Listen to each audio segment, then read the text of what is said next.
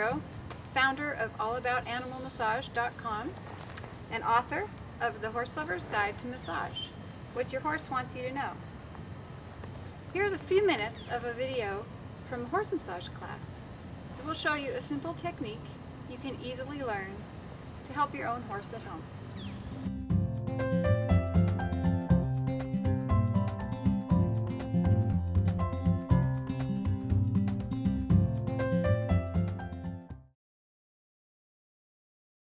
But if I want to especially kind of prepare him for this, you can do a few extra efferage strokes.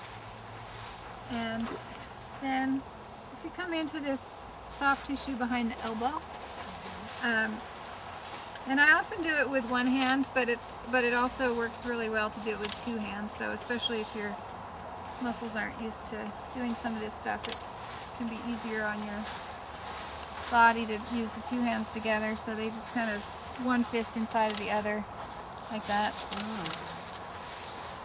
And you just compress in a little bit, not as deeply as in the tricep that we did before because there's bone right under here, but still enough just to kind of hook into the soft tissue that is there.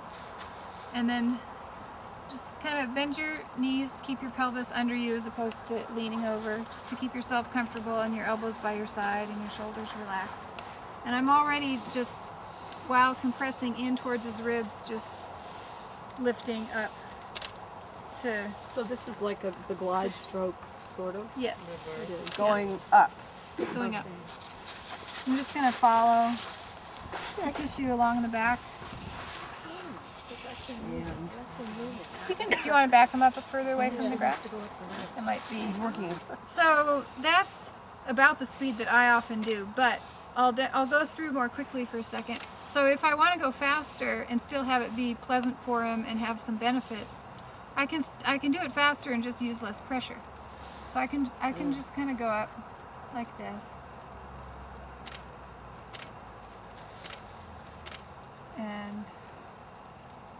And then into the back muscles here. I don't have to go all the way up and through the back muscles, but into them here. Because the top of the ribs are basically about here, but then they go in deeply to the vertebrae.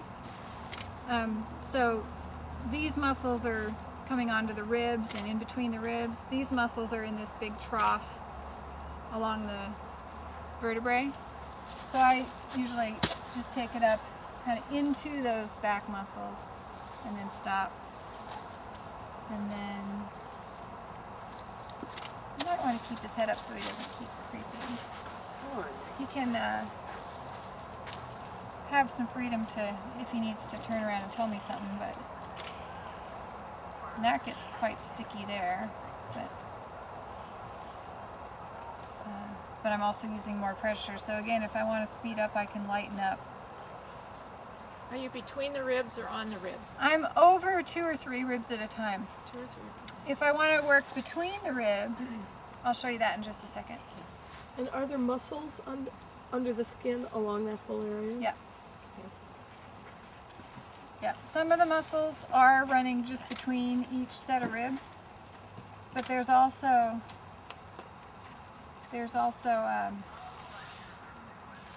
abdominal muscles coming over the top of them here, and the latissimus dorsi coming over the top of it here, and this bulging muscle comes down onto the ribs from under the scapula. So, and then this position just kind of follows up the last ribs right there on him. So I can So, just... what's the benefit of this? This is, and it's in your handout about the ribs. So the ribs, one of the big benefits for the ribs, besides the whole breathing thing, which is huge, but we talked about that one more already. But also in terms of benefits for the back, each rib comes up and joins, and where 2 vertebrae join together and form a joint, a rib comes up and joins right in between them. So there's actually 3 joints articulating with each other at every rib head. So if you get tension in the ribs where they're holding and they're not using the mobility of those joints well, and they get stagnant and stuck over time, and they can have chiropractic issues too and actually get subluxation, but even if they don't aren't out per se in a rib. They can just be reduced range of motion, and then the tissues all around that joint get more of a tension holding pattern. And then we talked about the circulation. The circulation decreases because the movement's not happening. And that's going to be affecting the spine then. Will that And that's affect their also ability right. to round? What was that? Will that affect their ability to round up then too? Oh yeah, yeah. And it also affects all the nerves coming, because the nerves are coming out of the spine in those same areas, serving the whole body, muscles, organs, everything. So you want the ribs to be moving freely and therefore be able to breathe deeply.